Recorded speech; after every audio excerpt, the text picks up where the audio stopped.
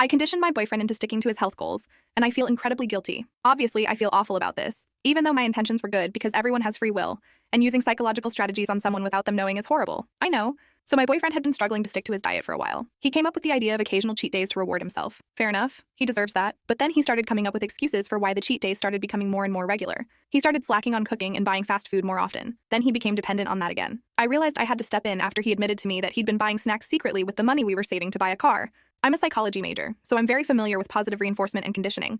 I'm sure you've heard of Pavlov's dogs. The premise is that you reward the behavior that you want to see and discourage the behavior that you don't want to see. So every time he went out to buy fast food for himself, I would put on his least favorite perfume of mine, the one that he practically dislikes, and it worked. I'm still surprised at how simple it was. He never picked up on it, but when I greeted him when he came back and he caught a whiff of it, his unconscious mind was telling him that in order to not have to withstand that horrible smell, it's only vanilla, but it's too sweet for him. Smell again. He must change whatever caused him to have exposure to it. And of course, whenever he cooks a healthy meal or goes to the gym, he's still working on working out regularly. I know I could condition him again, but the guilt is killing me. I would shower him and kiss him a few hours later so he wouldn't make a direct correlation, and sometimes give him top with a little more effort put in. I'm aware that there's healthier ways, but he was refusing therapy for overeating and had zero self-control. I had to do something, and I'm not proud of how I went about it, but I did it for him. I didn't do it for a sense of control or influence him for fun.